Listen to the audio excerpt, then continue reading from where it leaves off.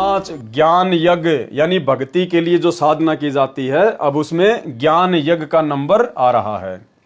सदग्रंथों का अध्ययन तथा तत्वदर्शी संत का सत्संग ज्ञान यज्ञ कहलाता है। ज्ञान यज्ञ क्या है? गुरु जी के सत्संगों को सुनना, ध्यान से सुनना, गुरु जी के द्वारा लिखी गई पुस्तकों को ध्यान से पढ़ना, वो ज्ञान यज्ञ में आ जाती है। और जब हम उनको ध्यान से सुनते हैं या ध्यान से पढ़ते हैं तो हमारा ध्यान यज्ञ भी साथ में हो जाता है। सदग्रंथों का अध्ययन तथा तत्वदर्शी संत का सत्संग ज्ञान यज्ञ कहलाता है। गीता अध्याय 4 श्लोक 33 में कहा है कि हे परंतम अर्जुन, द्रव्य में यज्ञ की अपेक्षा ज्ञान यज्ञ श्रेष्ठ है। ज्ञान के सारे कर्म अर्थात सर्व संपूर्ण कर्म ज्ञान में समाप्त हो जाते हैं। यानी परमेश्वर हमें समझा रहे हैं कि द्रव्य में यज्ञ की अपेक्षा ज्ञान यज्ञ सर्वश्रेष्ठ है। द्रव्य में यज्ञ क्या होता है? किसी को ज्योति का पैसा दे दिया, किसी को पाठ का पैसा दे दिया, जैसे आश्रमों में आंखें बंद करके दिया जा रहा है। कहीं किसी ने धार्मिक भंडारे कर दिए, कहीं किसी ने कोई कम्बल बांट दिए। द्रव्य में यज्ञ का मतलब होता है पैसे के द्वारा जितने भी धार्मिक अनुष्ठान होते हैं। तो गुरुदेव भगवान कह रहे हैं कि द्रव्य में यज्ञ की अपेक्षा सबसे पहले ज्ञान को सुनो, सत्संग सुनो, ज्ञान को समझो, और पहले यह सुनिश्चित कर लो कि धन किसको देना चाहिए, दान किसको देना चाहिए, सुपात्र कौन है, कुपात्र कौन है, कौन सी जगह पर दान देने से पुण्य मिलेगा, कौन सी जगह पर दान करने से पाप मिलेगा। तो वर्तमान में सतलोक आश्रम मैनेजमेंट हरियाणा के पीछे जुड़ी हुई संगत को द्रव्य में दान करने से पहले सतगुरु रामपाल जी परमेश्वर जी के सत्संगों को अच्छे से समझ लेना चाहिए, क्योंकि आपके द्वारा दिया गया दान सरेआम राजनीति में लग रहा है, आरक्षणबाजी में लग रहा है, गुंडों की सीबीआई जांच में लग रहा है, आश्रम में फालतू में हॉस्पिटलों में आपका पैसा बर्बाद हो रहा है, धनाना गांव वालों के लिए 50-50 लाख रुपए के स्टेडियम बना दिए गए, उनमें आपका पैसा बर्बाद हो रहा है। सतलोक आश्रमों में फालतू में गाय भैंसे बनाई जा रही हैं, मिट्टी की, पत्थरों की, लहर तारा तालाब बनाए जा रहे हैं, फालतू में आप भाई बहनों का पैसा बर्बाद हो रहा है। झोपड़ियां बनाई जा रही हैं जिनमें कबीर जी की मूर्ति या फोटो रखी जाती है। भगत लोग वहां जा जाके सेल्फी लेते हैं, फोटोएं खींचते हैं।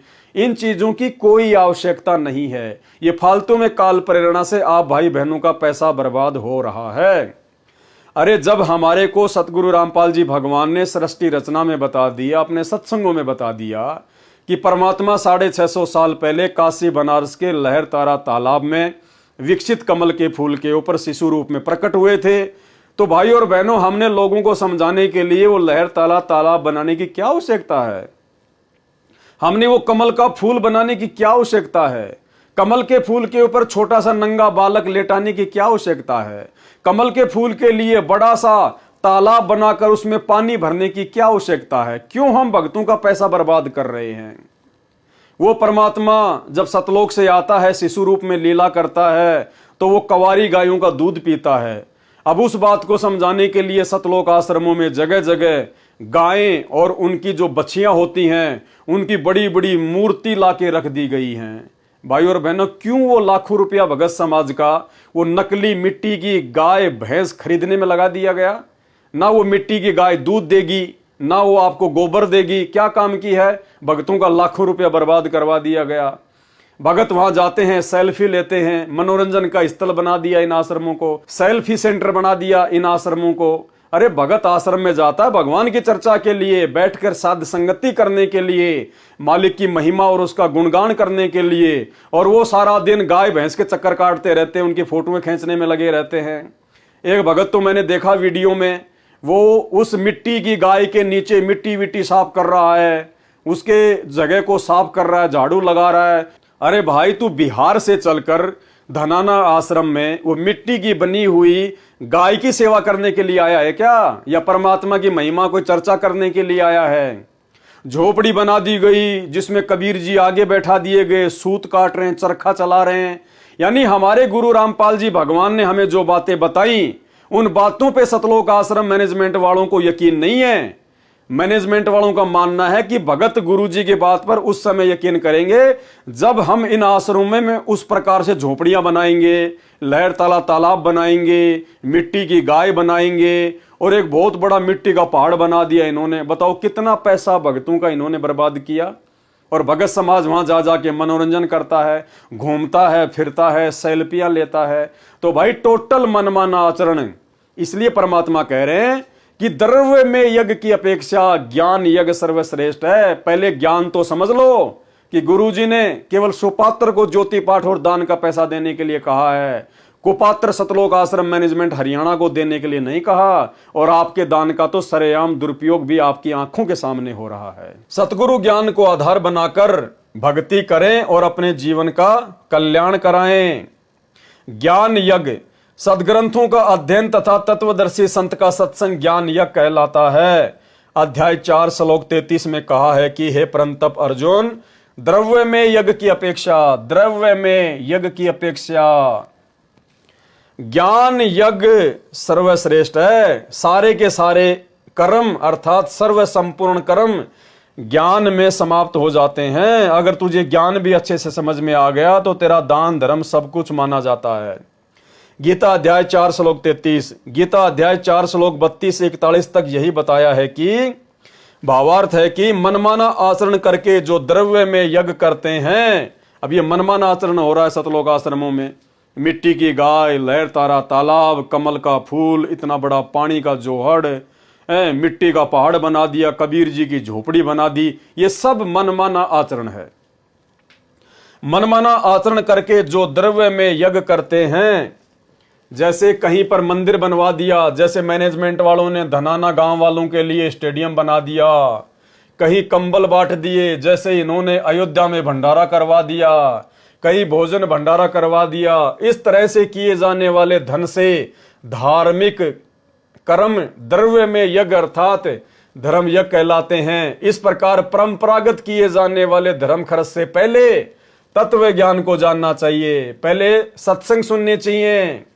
गीता अध्याय 4 श्लोक 32 से 41 तक यही बताया है कि संपूर्ण आध्यात्मिक ज्ञान, तत्व ज्ञान, सूक्ष्म वेद स्वयं परम अक्षर ब्रह्म ही अपनी वाणी से बोल कर बताता है। उसको तत्वदर्शी संत जानते हैं, उनसे जानो। आप लोगों ने तो उस तत्वदर्शी संत से उपदेश लेकर भी अपने धन का दुरुपयोग ही करवाया है। उस ज्ञान को जानकर साधक फिर कर्मों में नहीं बनता, जबकि सतलोक आश्रमों से जुड़ी हुई संगत उन कुपात्रों को ज्योति पाठ और दान का पैसा देकर कर्मों में ही बंध रही है, काल के अधीन ही जा रही है, क्योंकि आपके दान का सरेआम दुरुपयोग किया जा रहा है। उस तत्व ज्ञान के आधार से भक्ति कार्य करने से साधक को परम गति पूर्ण मोक्ष प्राप्त होता है। अधिक प्रमाण इसी यज्ञ प्रकरण में धर्म यज्ञ में पृष्ठ 3 पर पढ़े, जो पहले लिख दिया गया है। यह स्पष्ट किया गया है कि देखा देखी लोक वेद के आधार से धर्म के नाम पर खर्च करने की अपेक्षा ज्ञान यज्ञ अर्थात तत्वदर्शी संत से सत्संग सुनना श्रेष्ठ है।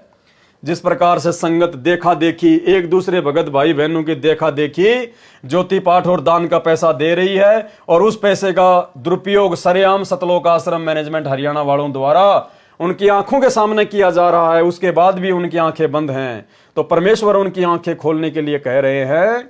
यह स्पष्ट किया गया है कि देखा देखी लोकवेद के आधार से धर्म के नाम पर खर्च करने की अपेक्षा ज्ञान यज्ञ अर्थात तत्वदर्शी संत से सत्संग सुनना श्रेष्ठ है। फिर गुरु दीक्षा लेकर उनके मार्गदर्शन अनुसार धर्म के नाम पर दान करना शास्त्र अनुकूल साधना होने से श्रेयकर है। लेकिन यहां तो गुरुजी से उपदेश लेकर गुरुजी का ज्ञान सुनकर भी लोग कुपात्र सतलोक आश्रम मैनेजमेंट हरियाणा को दान धर्म करके परमात्मा से दूर होते जा रहे हैं, अर्थात मर्यादाएं खंडित होती जा रही है। ज्ञान यज्ञ समझने के लिए पढ़ें पुस्तक आध्यात्मिक ज्ञान गंगा।